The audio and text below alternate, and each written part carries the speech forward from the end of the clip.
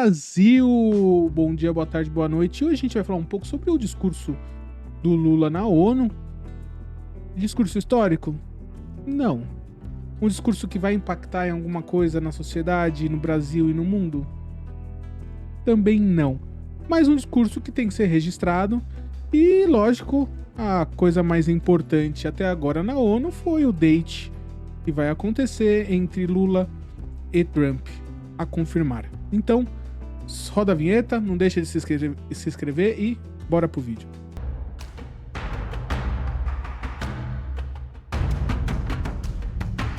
Bom, primeiro a gente vai falar um pouquinho por que raios o Brasil abre o discurso das delegações de países na ONU. Bom, isso vem lá da primeira reunião da ONU em 1947, no início de tudo.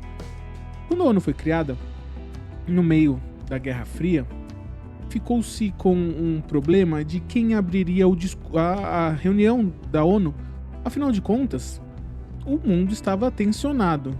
Não, lá em 47. Hoje também, mas naquela época, Oswaldo Aranha seria o embaixador da ONU. Ele foi escolhido por ter uma característica. O Brasil, ele era neutro naquele momento. Hoje acredito que ainda seja. Mas naquele momento precisava de um país que não tivesse nenhuma tendência. E o Brasil foi colocado nesse momento com Oswaldo Aranha. Depois, com a criação do Estado de Israel, Oswaldo Aranha também foi decisivo. E com isso, o Brasil acabou se tornando uma boa figura para abrir a Assembleia da ONU Geral, né? Então isso virou uma tradição. Tá no regimento da ONU? Não. É algum problema da ONU? Não, é o Brasil. O Brasil tem essa característica, sempre teve, de ter uma diplomacia correta, uma diplomacia estável e, afinal de contas, o Brasil não tem um exército à altura das grandes nações do mundo. Sim, isso faz muita diferença na ONU. Isso foi se passando e hoje a gente teve os discursos. Mas esses discursos do Lula vai se comparar ao discurso do Mandela logo depois do Apartheid? Não. Vai se comparar, sei lá, com discursos históricos? Não. É um discurso básico, com uma importância sim momentânea, mas não é uma coisa que vai passar para a história. Assim como a maioria dos discursos na ONU não passam para a história. Elas simplesmente acontecem porque algo tem que marcar posição. Então o Lula criticou muito a interferência dos Estados Unidos sobre o Brasil. Então deixou claro que a soberania do país não está em negociação. Fez a defesa das instituições nacionais. Sim, parece ser meio óbvio, mas logo depois vinha o Donald Trump. E o óbvio, nesse momento que estamos vivendo no país e nas relações entre países, relações pessoais, o óbvio tem que ser dito. Rejeitou os tarifaços que o Trump está fazendo no mundo todo. Disse, assim como o secretário-geral da ONU, sobre a autoridade da ONU, que ela está sendo colocada em xeque. Está mesmo. A ONU está sofrendo com diversos tipos de ataques na sua legitimidade.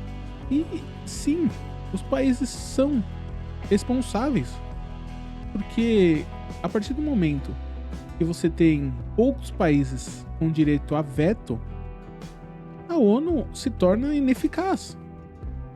E isso foi dito pelo Guterres, que é o secretário-geral da ONU, pelo Lula, e logo em seguida o Trump veio acabando com tudo isso. O discurso do Trump, logo em seguida, foi um discurso que não tem muitas coisas novas, mas atacou a ONU, disse que a ONU, com outras palavras, está sucateada, que está cheia de corrupção, e fizeram um mau trabalho na administração da ONU. E o Trump também disse que o futuro da energia é petróleo, que a mudança climática não existe. Em contrapartida, o Lula convidou a todos os países a irem na COP da Amazônia para discutir o futuro do planeta. Enquanto isso, Trump disse que isso tudo é balela, que o mundo tá de boa, que as mudanças climáticas não existem.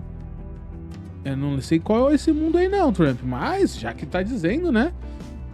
E para finalizar, o Lula ressaltou a agenda mundial pró-democracia e combate à disseminação de informações falsas, no qual o Trump também diz, porém, quem fala e espalha informações falsas é ele.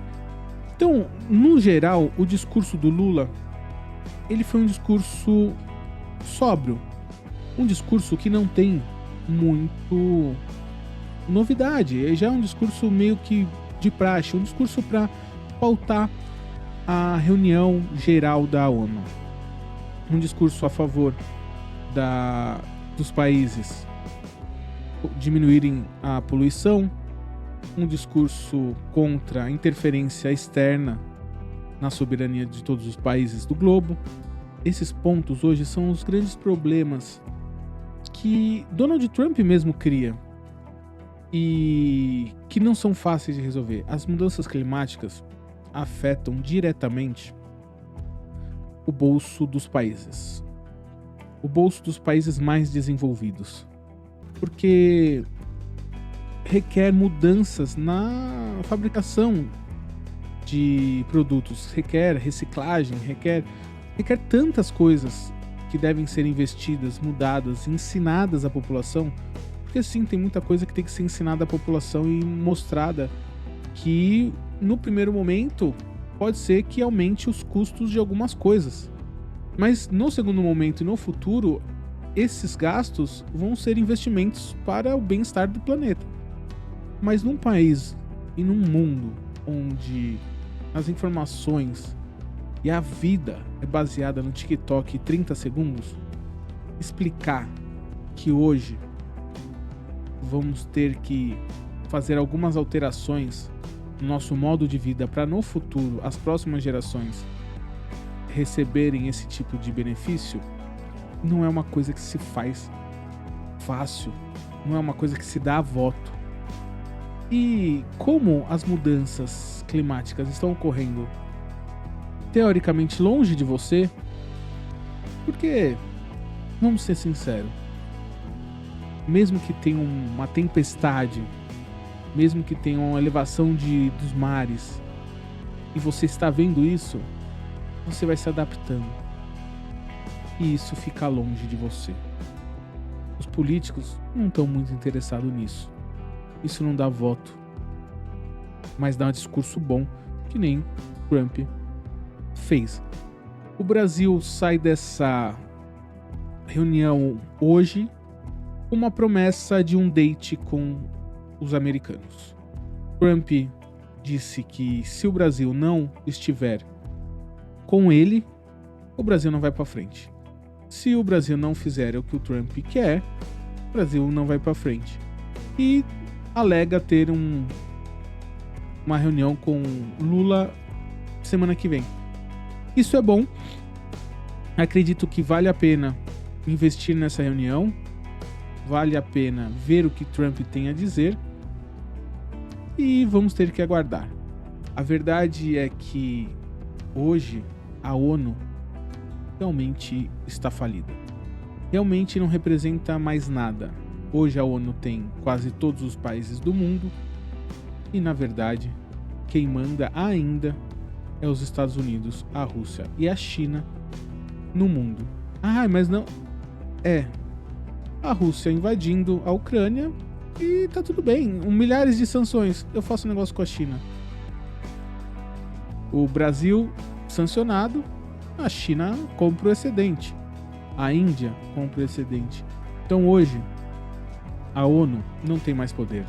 A ONU, no seu secretário-geral, rechaçou e disse que Israel está fazendo um genocídio contra o povo palestino. E ficou por isso mesmo. Cadê o poder da ONU? Não tem, os Estados Unidos veta e deixa isso acontecer, continuar. Então, em partes, eu acredito muito que a ONU só vai voltar a ter qualquer tipo de relevância mundial quando os países realmente voltarem a acreditar e respeitar a ONU.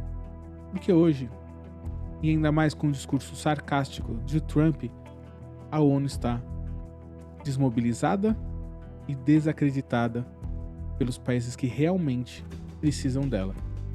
A Trump fez inúmeras acusações que a gente vai fazer um vídeo só sobre isso amanhã, dizendo que a ONU patrocina bandidos imigrantes para os Estados Unidos. Isso é grave, mas mais uma vez, aquela acusação do Trump, sem pé, sem prova e só na retórica. Valeu e até amanhã.